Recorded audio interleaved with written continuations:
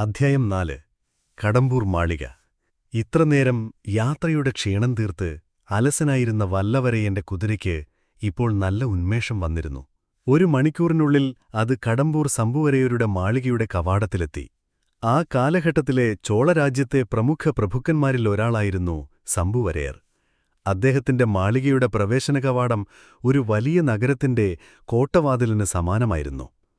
കവാടത്തിന്റെ ഇരുവശത്തും ഉയർന്നു കാണുന്ന കൂറ്റൻ മതിലുകൾ കോട്ടമതിലുകൾ പോലെ വളഞ്ഞുപോയിരുന്നു. കോട്ടവാതിലിനു പുറത്ത് ആനകളും കുതിരകളും കാളകളും അവയെ കെട്ടാനും തീറ്റ നൽകാനും വെള്ളം കൊടുക്കാനും ആളുകളുണ്ടായിരുന്നു. കൂടാതെ പന്തങ്ങൾ ഉയർത്തിപ്പിടിച്ചു വെളിച്ചം നൽകുന്നവരും അതിൽ എണ്ണയൊഴിക്കുന്നവരുമായി വലിയൊരു ജനസമൂഹം തന്നെയുണ്ടായിരുന്നു. ഇതെല്ലാം കണ്ടപ്പോൾ വല്ലവരയന്റെ ഉള്ളിൽ നേരിയൊരാശങ്കയും സംശയവുമുണ്ടായി. ഇവിടെ എന്തോ വലിയ വിശേഷം നടക്കുന്നുണ്ട്. ഈ സമയത്താണല്ലോ നമ്മൾ എത്തിച്ചേർന്നത് എന്ന് അയാൾ ഓർത്തു. എന്നാൽ അവിടെ എന്താണ് നടക്കുന്നതെന്നറിയാനുള്ള ആകാംക്ഷയും മനസ്സിൽ നിറഞ്ഞു. കോട്ടയുടെ വാതിലുകൾ തുറന്നു തന്നെ കിടന്നിരുന്നു. പക്ഷേ തുറന്ന വാതിലിൽ വേൽ പിടിച്ച കുറച്ച് ഭടന്മാർ കാവൽ നിന്നിരുന്നു. അവരെ കണ്ടാൽ യമകിങ്കരന്മാരെ പോലെ തോന്നിച്ചു. നിന്നാൽ അവർ തന്നെ തടഞ്ഞേക്കുമെന്നും ധൈര്യമായി കുതിരയെ അകത്തേക്ക് നയിക്കുകയാണ് ഉചിതമെന്നും ആ വീരനായ യുവാവ് ചിന്തിച്ചു. ചിന്ത ഉടനടി പ്രവൃത്തിയിലേക്ക് മാറ്റിയെടുത്തു. എന്നാൽ എന്തൊരു നിരാശ! കുതിര കോട്ടവാതിലിനടുത്തെത്തിയപ്പോൾ വേൽപിടിച്ച ഭടന്മാർ വേലുകൾ കുറുകെ വെച്ച് വഴി തടഞ്ഞു. മറ്റു 4 പേർ വന്ന് കുതിരയുടെ തലക്കയറിൽ പിടിച്ചു. അവരിലൊരാൾ വന്യത്തേവനെ സൂക്ഷിച്ചു നോക്കി. മറ്റൊരാൾ ഒരു പന്തമുയർത്തി അവന്റെ മുഖത്തിനടുത്ത് വെളിച്ചം പിടിച്ചു. വല്ലവരയന്റെ മുഖത്ത് കോപം തിളച്ചു. ഇതാണോ നിങ്ങളുടെ നാട്ടുനടപ്പ്? വന്ന അതിഥികളെ കവാടത്തിൽ തന്നെ തടഞ്ഞു നിർത്തുന്നത് എന്ന് ചോദിച്ചു. നീ ആരാടോ ചെറുപ്പക്കാരാ ഇത്ര ധികാരമായി സംസാരിക്കുന്നത്? ഏത് നാട്ടുകാരനാണോ എന്ന് കാവൽക്കാരൻ ചോദിച്ചു. എന്റെ നാടും പേരുമാണോ നീ ചോദിക്കുന്നത്? വാണപ്പാടി നാട്ടിലെ തിരുവല്ലമാണെന്റെ നാട്. എന്റെ പൂർവികരുടെ പേരുകൾ ഒരു കാലത്ത് നിങ്ങളുടെ നാട്ടിലെ ഭടന്മാർ നെഞ്ചിലെഴുതിക്കൊണ്ട് അഭിമാനിച്ചിരുന്നു. എന്റെ പേര് വല്ലവരയൻ വന്യത്തേവൻ. മനസ്സിലായോ എന്നയാൾ ചോദിച്ചു. ഇതൊക്കെ പറയാൻ ഒരു സ്തുതിപാഠകരെയും കൂടെ കൂട്ടിക്കൊണ്ടുവരാമായിരുന്നല്ലോ എന്ന് കാവൽക്കാരിൽ ഒരാൾ പരിഹസിച്ചു. ഇത് കേട്ട് മറ്റുള്ളവർ ചിരിച്ചു. നീ ആരായിരുന്നാലും ഇനി അകത്തേക്ക് കടക്കില്ല. ഇന്നത്തേക്ക് വരേണ്ട അതിഥികളെല്ലാം വന്നുകഴിഞ്ഞു. ഇനി ആരെയും കടത്തിവിടേണ്ടെന്ന യജമാനന്റെ കൽപ്പനയുണ്ട്. കാവൽക്കാരുടെ തലവൻ പറഞ്ഞു. എന്തോ തർക്കം നടക്കുന്നത് കണ്ട് കോട്ടയുടെ അകത്ത് കുറച്ച് അകലെയുണ്ടായിരുന്ന ചില ഭടന്മാർ അടുത്തു വന്നു. അവരിലൊരാൾ, അടാ, നമ്മളന്ന് ഉത്സവക്കൂട്ടത്തിൽ ഓടിച്ച കുതിരയെപ്പോലെ ഉണ്ടല്ലോടാ അത് എന്ന് പറഞ്ഞു. മറ്റൊരാൾ, കഴുതയെന്ന് പറയടാ എന്ന് തിരുത്തി. കഴുതയുടെ പുറത്തിരിക്കുന്നവന്റെ നിൽപ്പൊന്ന് കണ്ടടാ വേറൊരാൾ പറഞ്ഞു. വല്ലവരയന്റെ ചെവിയിൽ ഈ വാക്കുകൾ വീണു. അയാൾ മനസ്സിൽ ചിന്തിച്ചു, എന്തിനാണീ വെറുതെയുള്ള തർക്കം? തിരിച്ചുപോയാലോ? അതോ ഇളയ രാജകുമാരൻ ആദിത്യ കരികാലന്റെ മുദ്ര പതിച്ച രാജചിഹ്നം ഇവരെ കാണിച്ചിട്ട് അകത്തേക്ക് പോകണോ? വടക്കൻ സൈന്യത്തിന്റെ പ്രധാന സൈന്യാധിപനായ രാജകുമാരന്റെ മുദ്ര കണ്ടാൽ വടക്കൻ പെന്നൈ നദി മുതൽ കന്യാകുമാരി വരെ ആരും തന്നെ തടയാൻ ധൈര്യപ്പെടില്ല. അയാൾ ഇങ്ങനെയൊക്കെ ആലോചിച്ചുകൊണ്ടിരിക്കുമ്പോഴാണ് പഴുവുരട്ടേരുടെ ആളുകളുടെ പരിഹാസവാക്കുകൾ ചെവിയിലെത്തിയത്. അയാൾ താൻ എന്തു ചെയ്യണമെന്ന് ഉടനടി തീരുമാനിച്ചു. കുതിരയെ വിടൂ, ഞാൻ തിരിച്ചുപോകുന്നു എന്നയാൾ പറഞ്ഞു. ഭടന്മാർ കുതിരയുടെ മുഖക്കയ്യൂർ വിട്ടു. വന്യത്തേവൻ തന്റെ കാലുകൾ കൊണ്ട് കുതിരയുടെ വയറ്റിൽ ശക്തിയായി അമർത്തി. അതേസമയം അരയിലുണ്ടായിരുന്ന വാള് ഊളിയെടുത്തു. മിന്നൽ പിണർ പോലെ കണ്ണഞ്ചിപ്പിക്കുന്ന ആ വാള് കറങ്ങിയ വേഗത്തിൽ അത് വിഷ്ണുവിന്റെ സുദർശനചക്രം കറക്കുന്നതുപോലെ തോന്നിച്ചു. കുതിര മുന്നോട്ടു കുതിച്ചു കോട്ടയ്ക്കുള്ളിലേക്ക് പാഞ്ഞു. വഴിയിലുണ്ടായിരുന്ന ഭടന്മാർ പെട്ടെന്ന് താഴെ വീണു. വേലുകൾ കടകട ശബ്ദത്തോടെ നിലത്തു വീണു. വായാടിത്തരം പറഞ്ഞ പഴുവൂർ ഭടന്മാരുടെ നേർക്ക് കുതിര പാഞ്ഞു. ഈ മിന്നലാക്രമണം ഒട്ടും പ്രതീക്ഷിക്കാത്ത ഭടന്മാർ നാലുപാടും ചിതറിയോടി. ഇതിനിടെ മറ്റു പല കാര്യങ്ങളും നടന്നു. കോട്ടവാതിലുകൾ തടാൽ തടാൽ എന്ന ശബ്ദത്തോടെ അടയ്ക്കപ്പെട്ടു. പിടി പിടി എന്ന് നിലവിളികൾ ഉയർന്നു. വേലികളും വാളുകളും ഉരസി ക്ലാങ് ക്ലാങ് എന്ന ശബ്ദമുണ്ടായി. പെട്ടെന്ന് അപകടം വിളിച്ചറിയിക്കുന്നതുപോലെ മുരശ് തടം തടം എന്ന് മുഴങ്ങി. വന്യത്തേവന്റെ കുതിരയെ ചുറ്റും ഭടന്മാർ വളഞ്ഞു. 20, 30, 50ഓളം പേരുണ്ടായിരുന്നു. കുതിരപ്പുറത്തിരുന്ന വന്യത്തേവൻ നിലത്തേക്ക് ചാടിയിറങ്ങി. കയ്യിലുണ്ടായിരുന്ന വാൾ ചുഴറ്റിക്കൊണ്ട്, കന്തമാറ കന്തമാറ, നിന്റെ ആളുകൾ എന്നെ കൊല്ലുന്നു എന്നലറി. ഇത് കേട്ടതും അയാളെ വളഞ്ഞുനിന്ന ഭടന്മാർ അമ്പരന്നൽപ്പം ശങ്കിച്ച് പിന്നോട്ടു മാറി നിന്നു. അതേസമയം മാളികയുടെ മുകളിലത്തെ നിലയിൽ നിന്ന്, അവിടെ എന്താണ് ബഹളം? നിർത്തൂ എന്നൊരു ഇടിമുഴക്കം പോലത്തെ ശബ്ദം കേട്ടു. ആ ശബ്ദം കേട്ട ഭാഗത്ത് 7-8 പേർ താഴെ നടക്കുന്നതെല്ലാം നോക്കി നിന്നിരുന്നു. യജമാനേ, ആരോ ഒരാൾ കാവൽ ഭേദിച്ചകത്ത് കടന്നിട്ടുണ്ട്, ചെറിയ യജമാനന്റെ പേര് പറഞ്ഞ് വിളിച്ചു പറയുന്നു എന്ന് താഴെയുണ്ടായിരുന്നയാൾ പറഞ്ഞു.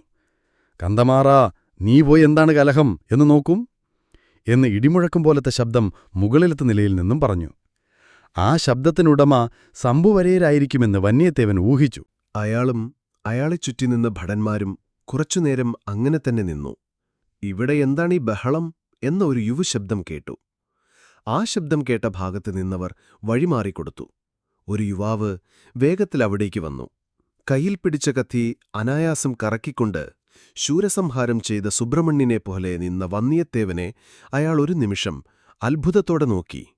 വല്ല, എന്റെ പ്രിയപ്പെട്ട കൂട്ടുകാരാ, സത്യമായും നീ തന്നെയാണോ ഇത് എന്ന യുവാവ് വികാരത്തോടെ അലറി വിളിച്ചുകൊണ്ട് ഓടിച്ചെന്ന് വല്ലവരേനെ കെട്ടിപ്പിടിച്ചു.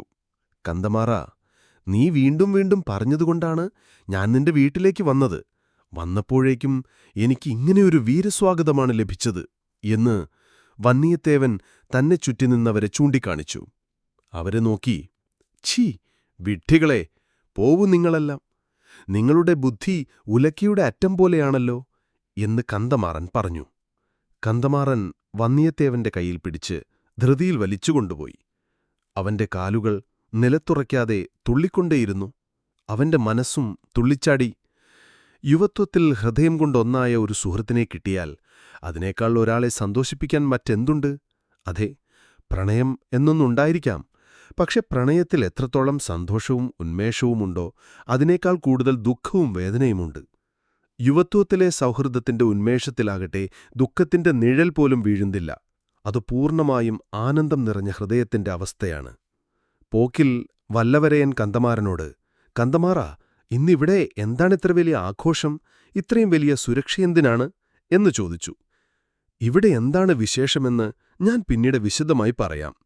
ഞാനും നീയും പെന്നൈ നദിയുടെ തീരത്തുള്ള സൈനിക പാളയത്തിൽ തങ്ങിയിരുന്നപ്പോൾ പഴുവേട്ടരയരെ കാണണം, മഴവരയരെ കാണണം, അദ്ദേഹത്തെ കാണണം, ഇദ്ദേഹത്തെ കാണണം എന്നൊക്കെ പറയാറുണ്ടായിരുന്നില്ലേ? ആ അദ്ദേഹത്തെയും ഇദ്ദേഹത്തെയും എല്ലാ മഹാരഥന്മാരെയും നിനക്കിന്ന് ഇവിടെ വെച്ച് തന്നെ കാണാം, കന്തമാറൻ പറഞ്ഞു. പിന്നീട് അതിഥികൾ ഇരുന്നിരുന്ന മാളികയുടെ മുകളിലത്തെ നിലയിലേക്ക് കന്തമാറൻ വല്ലവരയനെ കൂട്ടിക്കൊണ്ടുപോയി. ആദ്യം സ്വന്തം പിതാവായ സമ്പുവരയരുടെ മുന്നിൽ കൊണ്ടുപോയി നിർത്തി. അച്ഛാ, ഞാനെന്റെ കൂട്ടുകാരൻ വാണർകുളത്തിലെ വന്യത്തേവനെക്കുറിച്ച് എപ്പോഴും അച്ഛനോട് പറയാറുണ്ടായിരുന്നില്ലേ, അവൻ ഇതാണെന്ന് പറഞ്ഞു. വന്യത്തേവൻ ആ വലിയ മനുഷ്യനെ തൊട്ടുവണങ്ങി. സമ്പുവരയർക്ക് അത്ര സന്തോഷം തോന്നിയതായി തോന്നിയില്ല. അപ്പോഴേ, താഴെ കൊട്ടാരവാതിൽക്കൽ ഇത്രയും ബഹളമുണ്ടാക്കിയത് ഇവനാണോ എന്നദ്ദേഹം ചോദിച്ചു. ബഹളത്തിന് കാരണം എന്റെ കൂട്ടുകാരനല്ല, കവാടത്തിൽ കാവലിന് നമ്മൾ നിർത്തിയിട്ടുള്ള മൂഢന്മാരാണ്. എങ്കിലും ഇന്നത്തെ ദിവസം നോക്കി, അതും രാത്രി ഏറെ വൈകിയ ശേഷം അവൻ ഇത്രയും കോലാഹലത്തോടെ വരേണ്ടിയിരുന്നില്ല, സമ്പുവരയർ പറഞ്ഞു. കന്തമാറന്റെ മുഖം ചുളിഞ്ഞു. പിതാവുമായി കൂടുതൽ തർക്കിക്കാൻ അവൻ ആഗ്രഹിച്ചില്ല. വന്യത്തേവനെ അടുത്തുനിന്ന് മാറ്റി നിർത്തി അതിഥികളിരുന്നിരുന്ന മാളികയുടെ മുകളിലത്തെ നിലയിലേക്ക് കന്തമാറൻ വല്ലവരേനെ കൂട്ടിക്കൊണ്ടുപോയി. ആദ്യം സ്വന്തം പിതാവായ സമ്പുവരയരുടെ മുന്നിൽ കൊണ്ടുപോയി നിർത്തി. അച്ഛാ, ഞാനെന്റെ കൂട്ടുകാരൻ വാണർകുലത്തിലെ വന്യത്തേവനെക്കുറിച്ച് എപ്പോഴും അച്ഛനോട് പറയാറുണ്ടായിരുന്നില്ലേ, അവൻ ഇതാണെന്ന് പറഞ്ഞു. വന്യത്തേവൻ ആ വലിയ മനുഷ്യനെ തൊട്ടുവണങ്ങി. സമ്പുവരയർക്ക് അത്ര സന്തോഷം തോന്നിയതായി തോന്നിയില്ല. അപ്പോഴേ, താഴെ കൊട്ടാരവാതിൽക്കൽ ഇത്രയും ബഹളമുണ്ടാക്കിയത് ഇവനാണോ എന്നദ്ദേഹം ചോദിച്ചു. ബഹളത്തിന് കാരണം എന്റെ കൂട്ടുകാരനല്ല, കവാടത്തിൽ കാവലിന് നമ്മൾ നിർത്തിയിട്ടുള്ള മൂഢന്മാരാണ്. എങ്കിലും ഇന്നത്തെ ദിവസം നോക്കി, അതും രാത്രി ഏറെ വൈകിയ ശേഷം അവൻ ഇത്രയും കോലാഹലത്തോടെ വരേണ്ടിയിരുന്നില്ല, സമ്പു വരയർ പറഞ്ഞു. കന്തമാറന്റെ മുഖം ചുളിഞ്ഞു. പിതാവുമായി കൂടുതൽ തർക്കിക്കാൻ അവൻ ആഗ്രഹിച്ചില്ല. വന്യത്തേവനെ അടുത്തുനിന്ന് മാറ്റി നിർത്തി വന്ന അതിഥികൾക്കിടയിൽ മധ്യത്തിൽ ഉയരം കൂടിയ ഒരു പീഠത്തിലിരുന്നിരുന്ന പഴുവേട്ടരയരുടെ അടുത്തേക്ക് കൂട്ടിക്കൊണ്ടുപോയി. മാമാ, ഇവൻ എന്റെ ഉറ്റ സുഹൃത്ത് വന്യത്തേവൻ, വാണരാജവംശത്തിൽപ്പെട്ടവൻ. ഞങ്ങളിവനും വടക്കൻ പെന്നൈ നദിയുടെ തീരത്തുള്ള സൈനിക പാളയത്തിൽ അതിർത്തിക്കാവൽ ജോലി ചെയ്യുകയായിരുന്നു. അപ്പോഴെല്ലാം വീരന്മാരിൽ വീരനായ പഴുവേട്ടരയരെ കാണണം എന്നിവൻ എപ്പോഴും പറയുമായിരുന്നു. പഴുവേട്ടരയരുടെ ശരീരത്തിൽ 64 മുറിപ്പാടുകളുണ്ടെന്നത് സത്യമാണോ എന്നും ചോദിച്ചുകൊണ്ടിരിക്കും. ഒരു ദിവസം നിനക്ക് തന്നെ എണ്ണി നോക്കാമെന്ന് ഞാൻ പറയുമായിരുന്നു, കന്ദമാറൻ പറഞ്ഞു. പഴുവേട്ടറയർ ചുളിഞ്ഞ മുഖത്തോടെ, അപ്പോഴേ മോനെ, നീ തന്നെ എണ്ണി നോക്കിയാലേ വിശ്വസിക്കൂ എന്നാണോ? അത്രയ്ക്ക് അവിശ്വാസമാണോ നിനക്ക്? വാർണരാജവംശത്തേക്കാൾ വലിയ വീരം മറ്റൊരു കുലത്തിലുണ്ടോ എന്ന സംശയമാണോ എന്ന് ചോദിച്ചു. കൂട്ടുകാർ ഇരുവരും ഞെട്ടിപ്പോയി. സ്തുതിച്ചു പറഞ്ഞതിനെ അദ്ദേഹം ഇങ്ങനെ വിചിത്രമായ രീതിയിലെടുക്കുമെന്ന് അവർ പ്രതീക്ഷിച്ചില്ല. വന്നിയത്തേവന്റെ മനസ്സിൽ ദേഷ്യം തിളച്ചുമറിഞ്ഞു. എങ്കിലും പുറത്തു കാണിക്കാതെ, അയ്യ, പഴുവേട്ടരായർ കുലത്തിന്റെ വീരകീർത്തി കന്യാകുമാരി മുതൽ ഹിമാലയം വരെ വ്യാപിച്ചു കിടക്കുന്നു. അതിനെക്കുറിച്ച് സംശയിക്കാൻ ഞാൻ ആരാണ് എന്ന് വിനയത്തോടെ പറഞ്ഞു. നല്ല മറുപടി, മിടുക്കിയായ കുട്ടി എന്ന് പഴുവേട്ടരയർ പറഞ്ഞു. ഇതുകൊണ്ട് തൽക്കാലം രക്ഷപ്പെട്ടു എന്ന് കരുതിയ യുവാക്കൾ ഇരുവരും അവിടെ നിന്ന് പുറത്തേക്ക് നടന്നു. അപ്പോൾ ശംഭുവരയർ തന്റെ മകനെ വിളിച്ച് ചെവിയിൽ പറഞ്ഞു, നിന്റെ കൂട്ടുകാരന് വേഗം ഭക്ഷണം കൊടുത്ത് എവിടെയെങ്കിലും ഒറ്റയ്ക്ക് കിടക്കാൻ പറയൂ. ദീർഘയാത്ര ചെയ്ത് അവൻ ക്ഷീണിച്ചു പോയിരിക്കുന്നു. കന്ദമാരൻ ദേഷ്യത്തോടെ തലയാട്ടിക്കൊണ്ടുപോയി. പിന്നീട് കന്ദമാരൻ വന്നിയത്തേവനെ അന്തഃപുരത്തിലേക്ക് കൂട്ടിക്കൊണ്ടുപോയി. അവിടെ ധാരാളം സ്ത്രീകളുണ്ടായിരുന്നു. കന്ദമാരന്റെ അമ്മയെ വന്നിയത്തേവൻ വന്ദിച്ചു.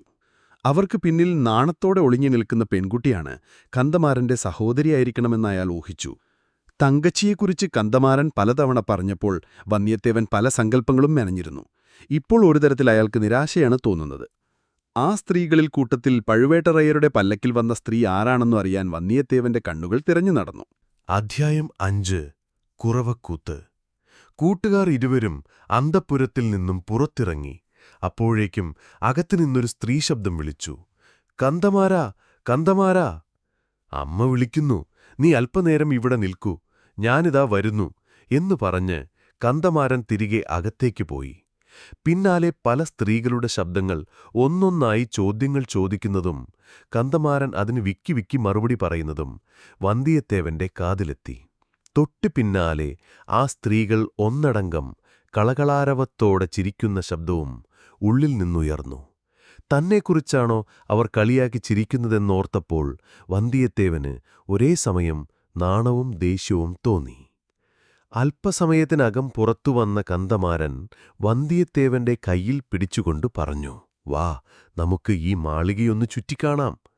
കടമ്പൂർ മാളികയുടെ നിലാവു പറന്ന മുറ്റങ്ങളും ആടാനും പാടാനുമുള്ള അരങ്ങുകളും പണ്ഡകശാലകളും വെണ്ണക്കൽ മണ്ഡപങ്ങളും മാളികകളും ഗോപുരങ്ങളും കുതിരലായങ്ങളുമെല്ലാം കന്ദമാരൻ വന്ദിയത്തേവന് കാണിച്ചുകൊടുത്തു. അതിനിടയിൽ വന്ദിയത്തേവൻ ചോദിച്ചു, കന്ദമാരാ, എന്നെ അന്തഃപുരവാതിലുക്കൽ നിർത്തി നീ അകത്തേക്ക് പോയപ്പോൾ അവിടെ വലിയ ചിരിയും ബഹളവുമായിരുന്നല്ലോ. എന്തായിരുന്നു വിശേഷം? നിന്റെ കൂട്ടുകാരനെ കണ്ടതിൽ അവർക്കത്ര സന്തോഷമായോ? നിന്നെ കണ്ടതിൽ അവർക്കെല്ലാം സന്തോഷമായി. അമ്മയ്ക്കും മറ്റുള്ളവർക്കും നിന്നെ ഇഷ്ടപ്പെട്ടു. പക്ഷേ അവർ ചിരിച്ചത് നിന്നെക്കുറിച്ചായിരുന്നില്ല. പിന്നെ എന്തിനായിരുന്നു ആ ചിരി? പഴുവേറ്ററയറില്ലേ? ഈ പ്രായത്തിൽ അദ്ദേഹം പുതിയതായി ഒരു യുവതിയെ വിവാഹം കഴിച്ചിരിക്കുകയാണ്. അടച്ച പല്ലക്കിൽ അവരെ ഇവിടെ കൊണ്ടുവന്നിട്ടുണ്ട്. പക്ഷേ അവരെ അന്തഃപുരത്തിലേക്ക് വിടാതെ അദ്ദേഹത്തിന്റെ താമസസ്ഥലത്ത് തന്നെ പൂട്ടിയിട്ടിരിക്കുകയാണത്രേ. ജനപ്പാളിയിലൂടെ എത്തിനോക്കിയ ഒരു ദാസി ആ പെണ്ണിന്റെ സൗന്ദര്യം വർണ്ണിക്കുകയായിരുന്നു. അതാണ് ചിരിക്ക് കാരണം. അവൾ സിംഹളക്കാരിയാണോ, കലിംഗരാജ്യക്കാരിയാണോ, അതോ ചേരനാട്ടുകാരിയാണോ എന്നൊക്കെയാണ് അവരുടെ ചർച്ച. പഴുവേറ്ററയരുടെ പൂർവികർ ചേരനാട്ടിൽ നിന്ന് തമിഴ്നാട്ടിലേക്ക് വന്നവരാണെന്ന് നിനക്കറിയാമല്ലോ.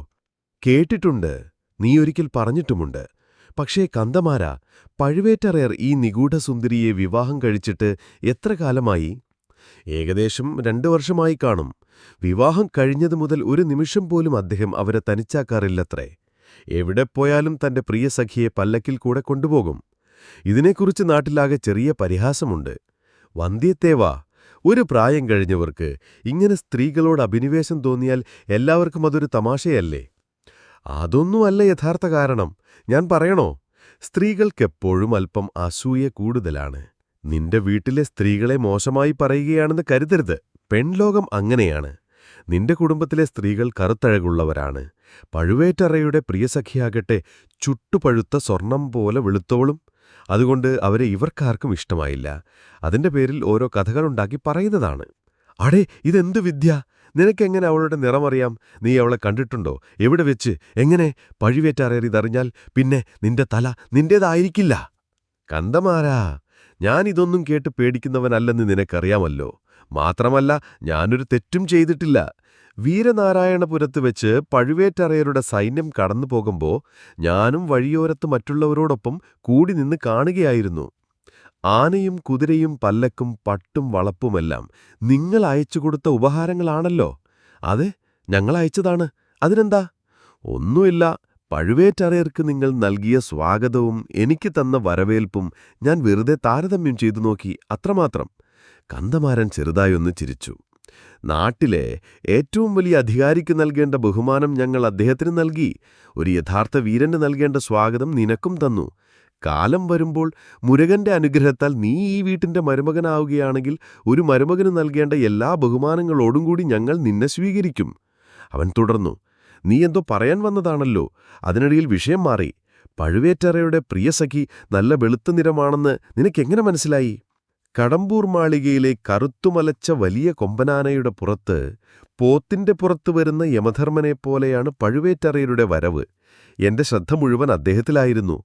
എന്നെങ്കിലും ഒരിക്കൽ അദ്ദേഹത്തെപ്പോലെയാകണമെന്ന് ഞാൻ സ്വപ്നം കണ്ടു നിൽക്കുമ്പോഴാണ് തൊട്ടു പിന്നാലെ ഒരടച്ച പല്ലക്ക് വന്നത്.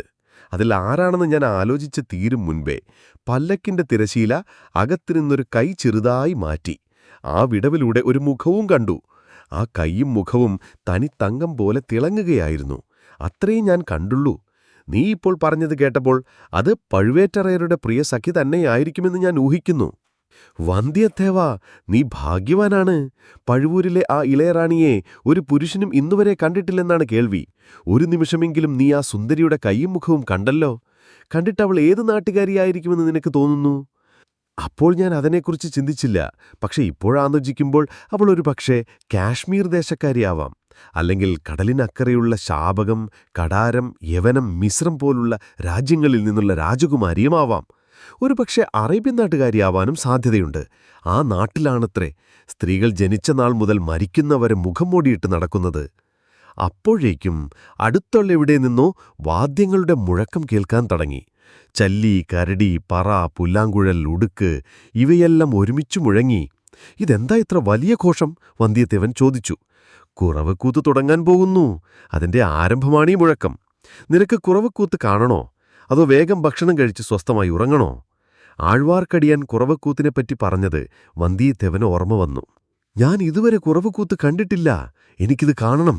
കൂട്ടുകാർ ഏതാനും ചുവടുകൾ മുന്നോട്ട് വച്ച് ഒരു തിരിവ് കഴിഞ്ഞപ്പോൾ കുറവക്കൂത്തിന്റെ വേദി അവരുടെ കൺമുന്നിൽ തെളിഞ്ഞു. സദസ്സ് പതിയെ നിറഞ്ഞു തുടങ്ങിയിരുന്നു.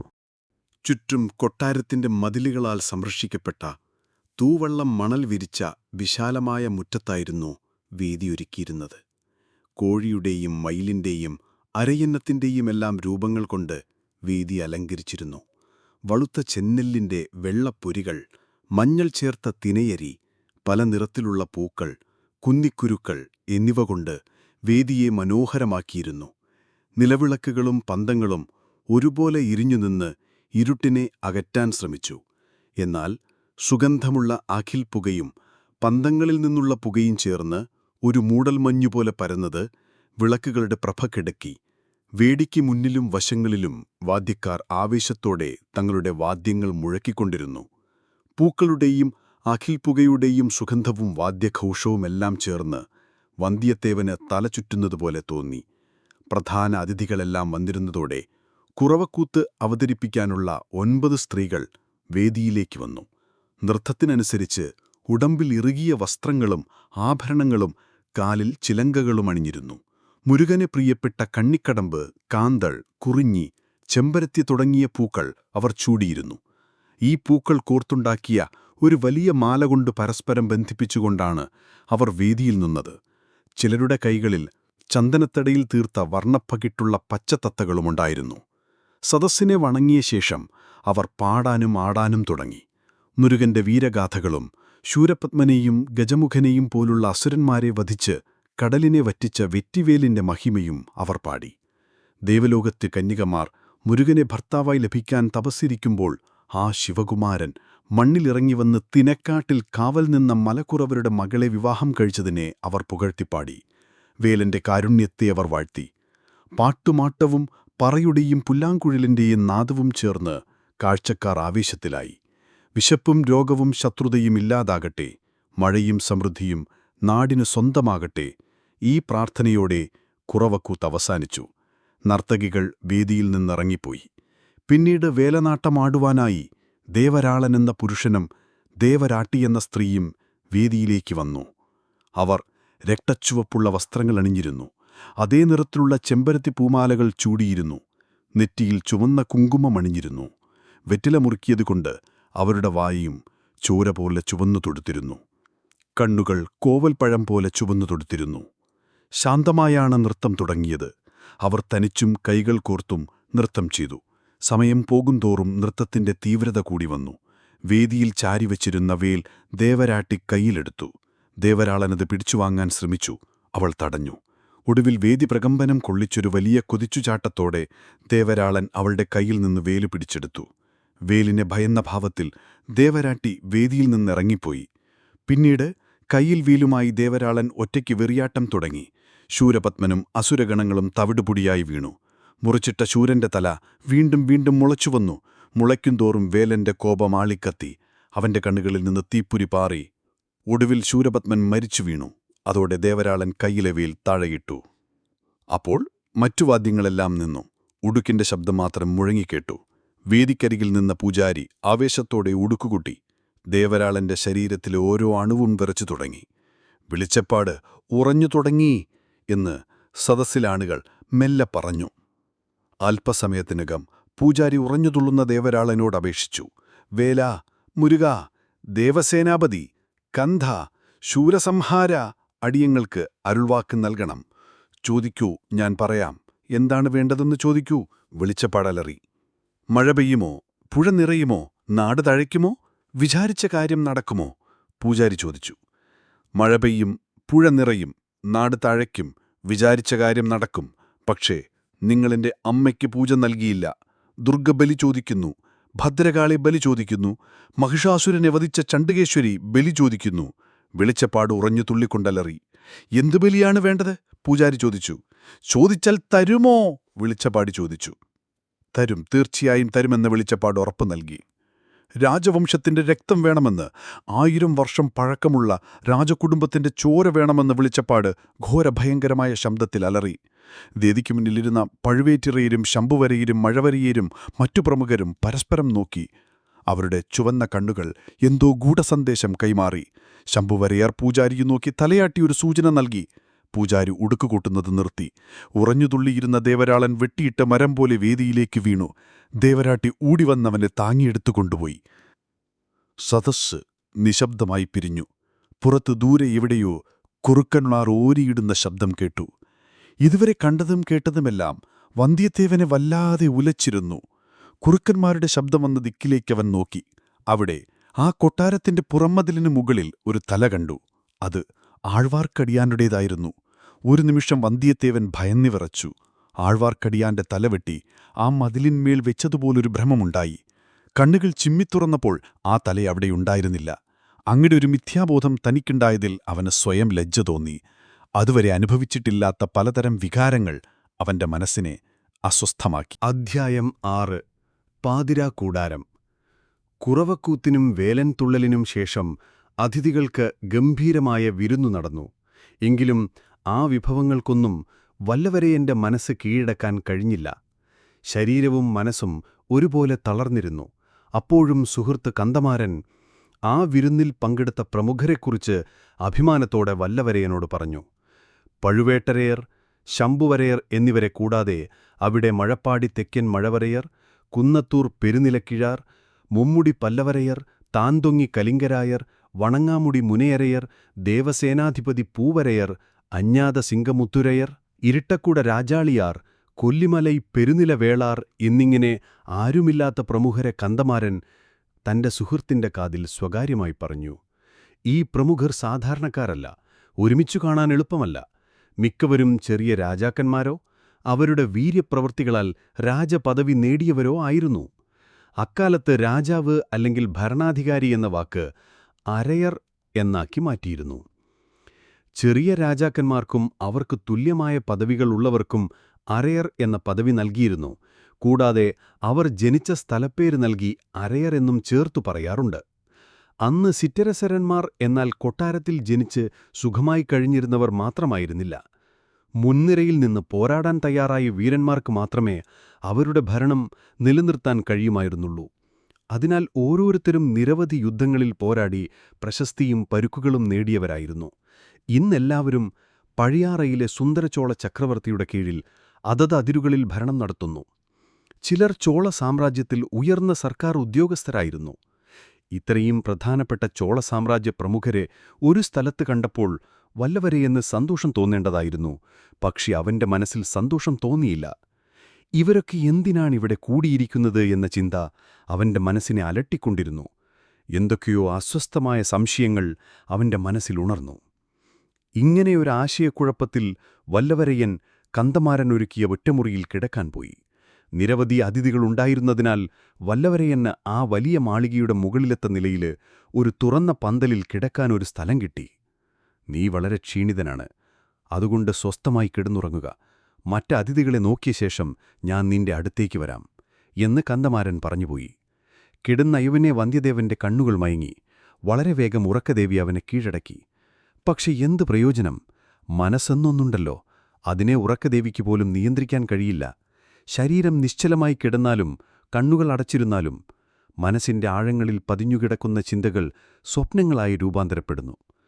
യാതൊരർത്ഥവുമില്ലാത്ത, യുക്തിയില്ലാത്ത നിരവധി സംഭവങ്ങളും അനുഭവങ്ങളും ആ സ്വപ്നലോകത്ത് സംഭവിക്കുന്നു.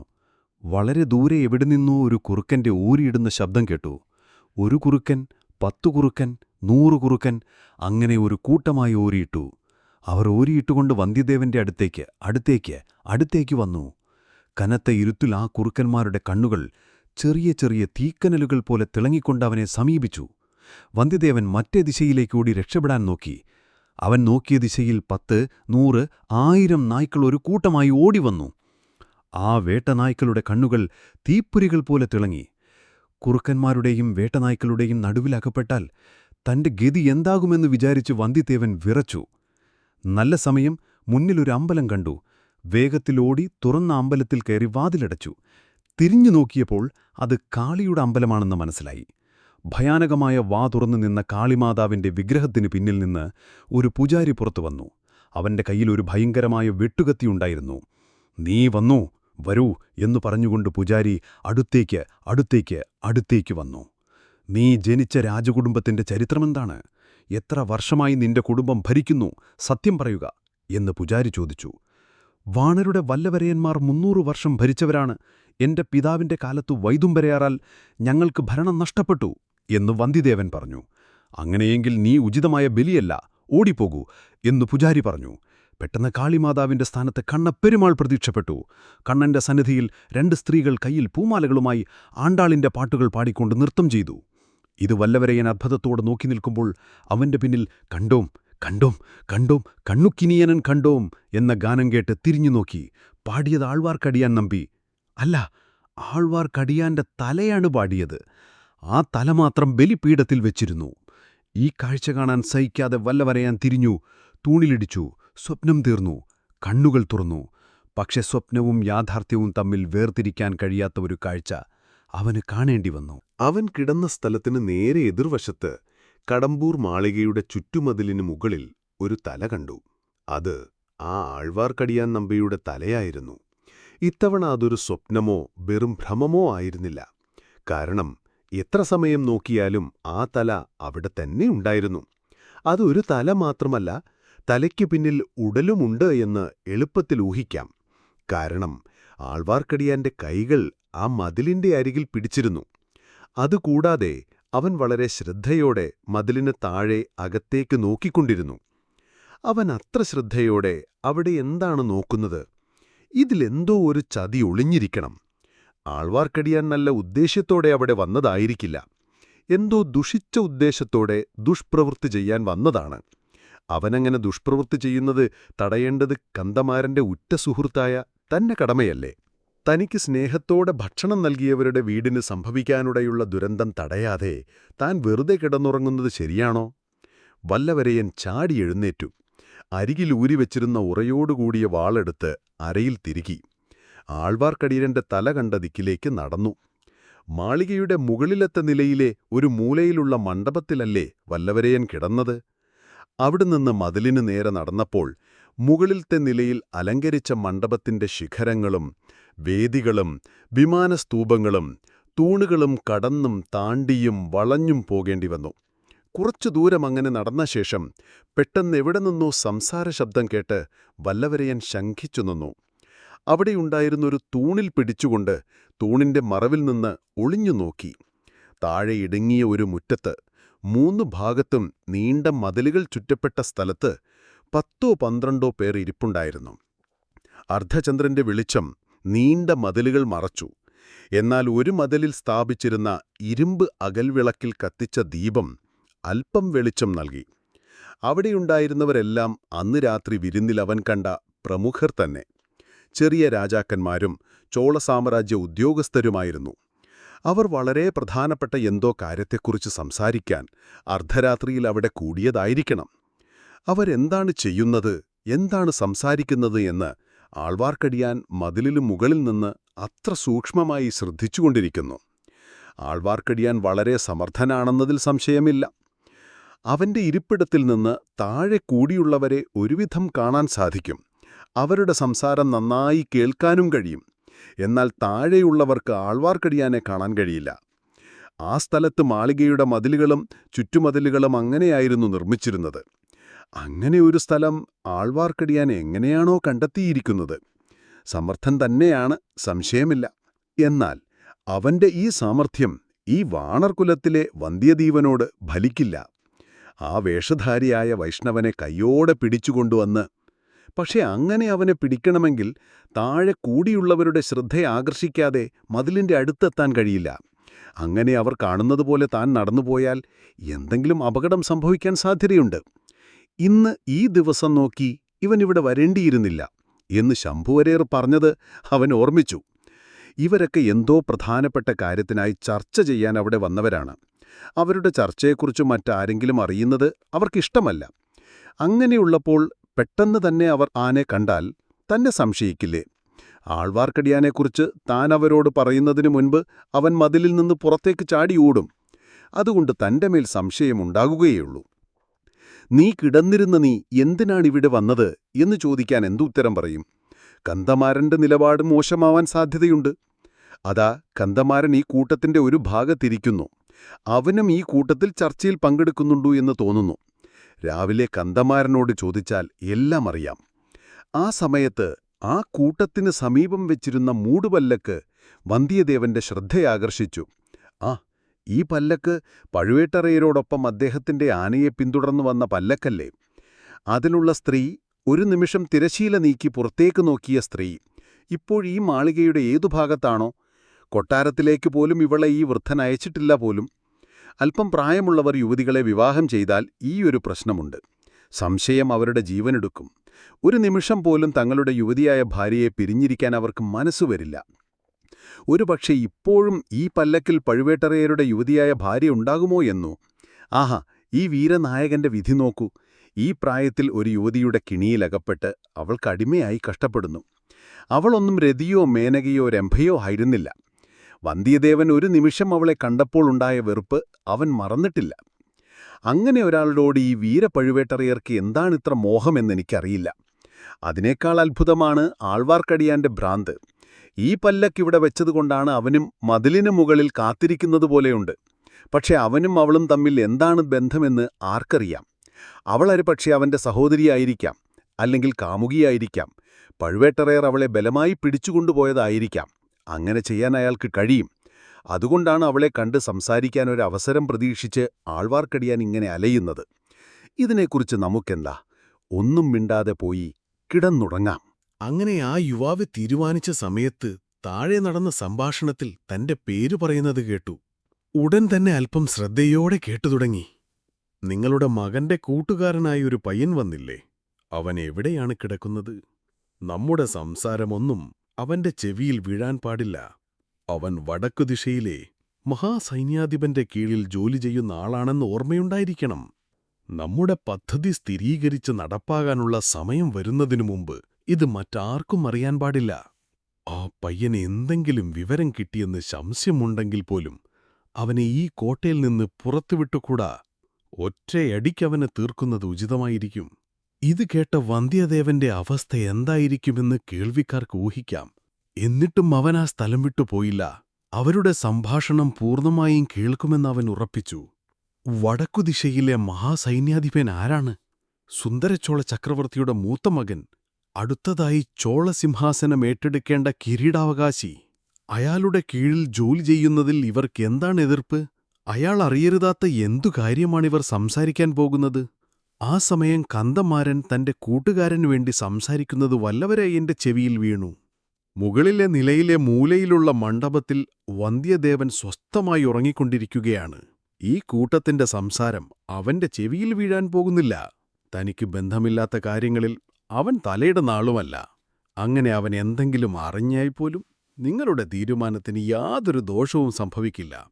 അതിന് ഞാൻ ഉത്തരവാദി എന്ന് കന്ദമാരൻ പറഞ്ഞു.